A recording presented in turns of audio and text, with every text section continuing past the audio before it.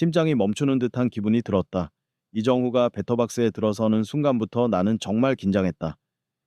필라델피아 필리스 투수 호세 알바라도는 시티즌스 뱅크 파크에서 열린 9회 말 숨막히는 대결 직후 이렇게 놀라움을 드러냈다. 실제로 이정우는 자이언츠가 뒤지고 있고 아웃카운트가 이미 2개나 잡힌 매우 어려운 상황에서 대타로 투입되었지만 등장하자마자 천재적인 타격으로 경기장을 뜨겁게 달궜다. 만약 동료 코스가 그 기회를 살렸다면 경기의 흐름이 완전히 뒤집혔을 수도 있었다. 미국 언론과 여러 전문가들은 곧바로 반 멜빈 감독의 전술적 결정을 두고 큰 의문을 제기했다. 이정우를 투입하기엔 너무 늦은 선택이 아니었나? 라는 질문이 쏟아졌고, 우리는 이 인상적인 활약상을 좀 더 깊이 분석해보며 왜 이정우가 MLB 전체를 경악시키고 감탄하게 만드는지 알아보자. 샌프란시스코가 필라델피아에 4대6으로 패배하며 이정우의 부재를 절감하다. 팬들, 이정후의 공백이 너무 크다. 4월 18일 한국 시간 시티즌스 뱅크파크에서 열린 필라델피아 필리스와의 4연전 마지막 원정 경기에서 이정후는 선발 라인업에 포함되지 않았다. 늘상 3번 타자이자 중견수로 활약하던 이정후 대신 루이스 마토스가 그 자리를 차지했고 엘리엇 라모스가 3번 타순에 들어섰다. 이번 결정은 어떤 부상 문제 때문이 아니라 체력 보호를 위한 것이었다. 지난해 5월 어깨 부상으로 시즌 막바지를 통째로 결장한 전력이 있기에 자이언츠 코칭 스태프는 팀의 최고 스타를 적극적으로 보호하려는 의도가 명확했다. 특히 자이언츠는 4월 12일부터 4월 28일까지 뉴욕 양키스, 필라델피아 필리스, LA 에인절스, 밀워키 브루어스, 텍사스 레인저스를 차례로 상대해야 하는 17연전 지옥 일정에 직면해 있다. KBO 리그와 비교하면 상상하기 힘든 치밀한 일정일 뿐만 아니라 뉴욕, 필라델피아, 로스앤젤레스, 샌프란시스코에 이르는 동서부를 가로지르는 이동 동선도 선수들의 체력적 부담을 극도로 높이고 있다. 이 때문에 동부 원정 마지막 경기가 이정우에게 휴식을 줄 최적의 타이밍이었다. 핵심 선수의 공백 속에서도 최근 상승세를 이어오던 샌프란시스코는 초반부터 긍정적인 흐름을 보였다.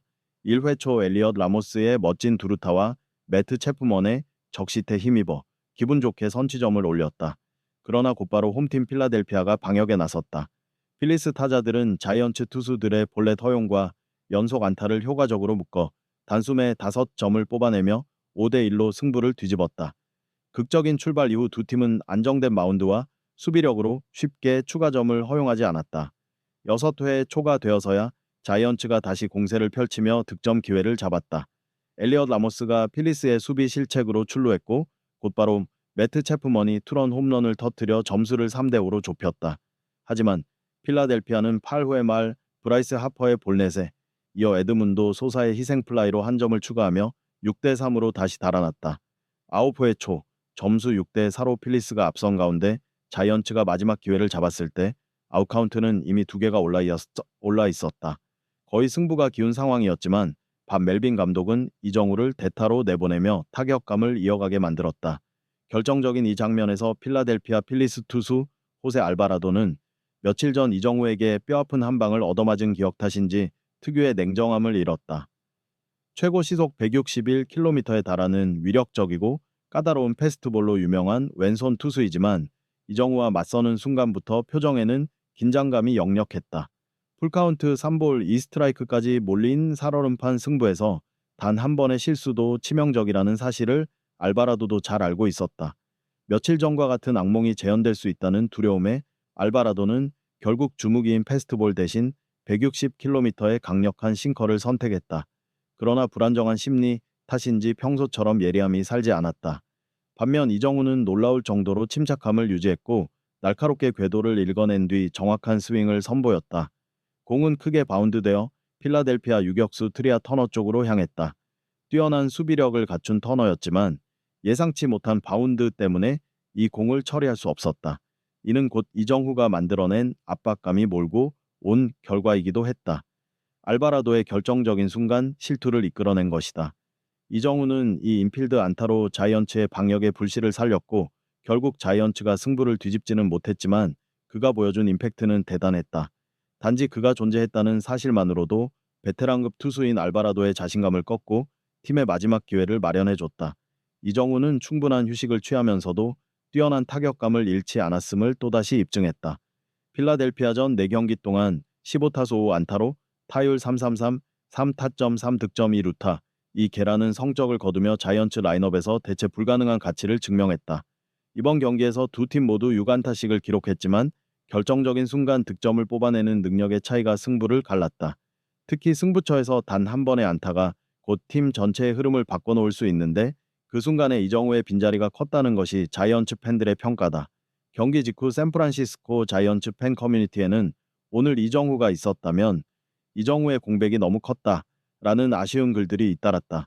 6대4로 끝난 필라델피아 필리스와 샌프란시스코 자이언츠의 경기에서 현지 언론이 가장 주목한 부분은 선발 라인업에서 이정후가 빠졌다는 사실이었다.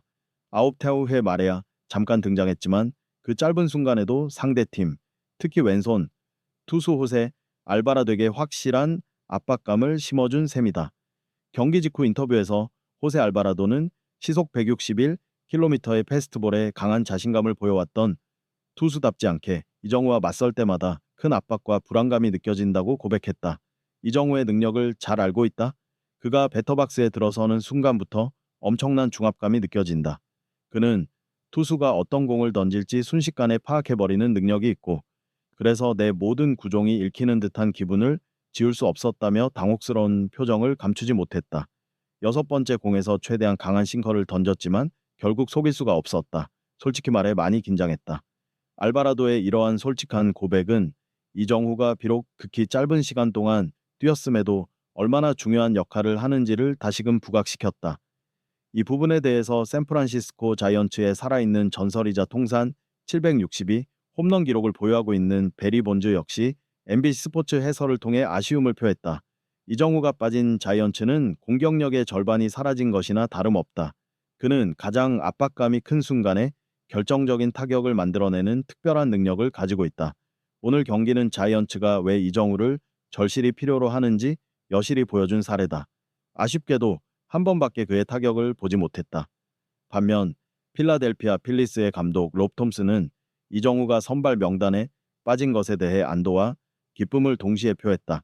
이정후가 나왔을 때와 나오지 않았을 때의 자이언츠는 완전히 다른 팀이라며 솔직히 우리는 운이 좋았다고 생각한다. 이정후가 선발로 나왔다면 결과는 어떻게 달라졌을지 모른다고 말했다. 이 같은 인터뷰 내용이 알려지자 자이언츠 팬들은 더욱 안타까워했다. 가장 필요한 승리의 순간에 이정후가 쉬었다는 사실 자체가 아쉽다는 반응이 많았다. 동부 원정 7연전을 마친 자이언츠는 곧바로 로스앤젤레스로 이동해 4월 19일부터 LA 에인저스와 원정 3연전을 치른다. 그리고 이번 시리즈부터는 이정후가 다시 친숙한 3번 타자이자 중견수로 선발 출장할 것이 확실시된다. 새로운 도전이 이어지는 메이저리그 무대에서 이정후의 활약이 계속될 전망이다. 시청해주셔서 감사합니다. 앞으로도 야구의 다양한 소식을 전해드릴 테니 좋아요와 구독, 알림 설정까지 부탁드립니다. 다음에 올라올 흥미로운 야구 이야기도 놓치지 마세요.